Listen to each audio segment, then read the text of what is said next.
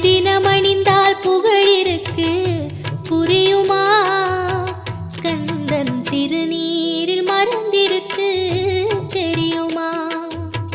நெற்றிக் கண்ணில் பிறந்தவனே தெரியுமா? அவனை சுற்றி வந்தால் பலன் இருக்கு புரியுமா? நெற்றிக் கண்ணில் பிறந்தவனே தெரியுமா? அவனை சுற்றி வந்தால் பலன் இருக்கு புரியுமா?